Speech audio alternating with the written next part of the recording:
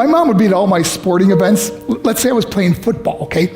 My mother would be on the sidelines, and if the play on the field started going one way, my mother would run along like, Mark, get him, get him. I'd be like, oh my gosh. I'd get in the huddle with the other guys. They go, Mark, is that your mother? I go, no, I never saw her before in my life.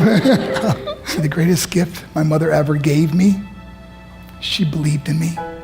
I have overdosed on drugs on 3 occasions where I should have been dead.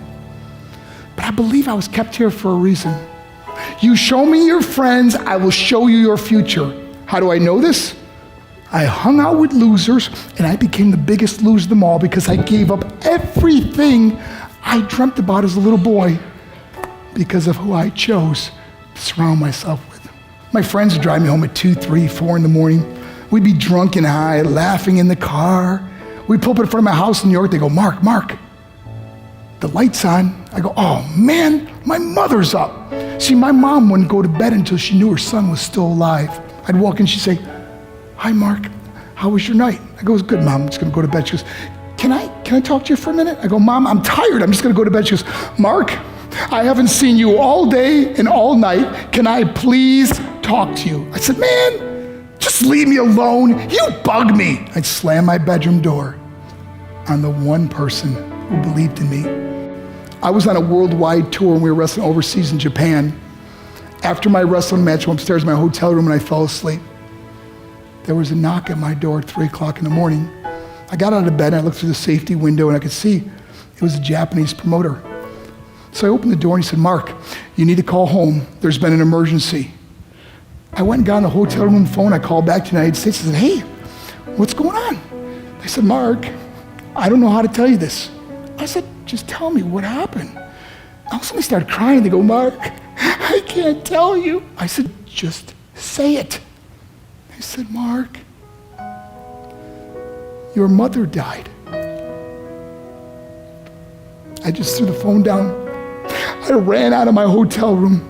I took the elevator to the lobby, and when the doors opened up, I just ran out into the street.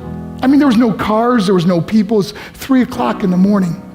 And I walked down the middle of a street in Hiroshima, Japan, and I remember looking up and just saying, Mom, I am so sorry. I flew home for her funeral, and I was so nervous to walk up to her casket, so I just stood way in the back.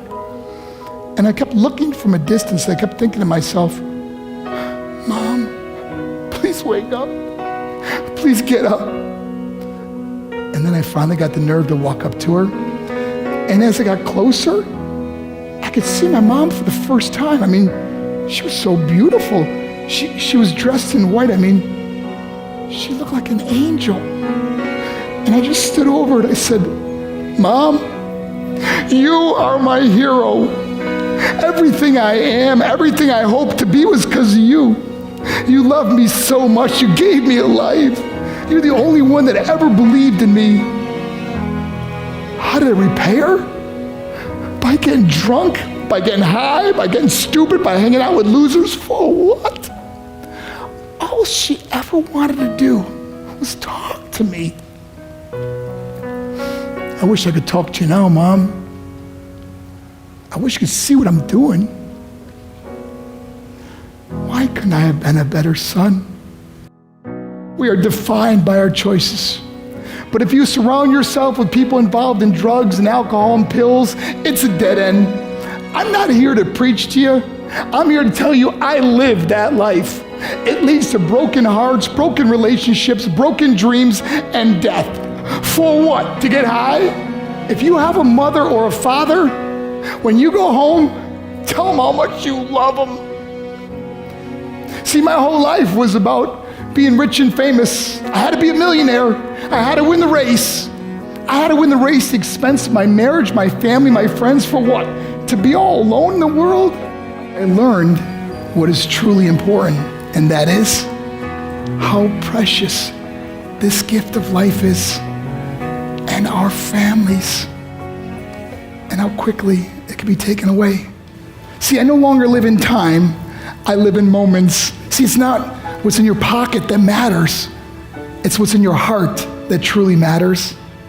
Love Love is just a word until somebody comes along and gives it meaning. You're the meaning.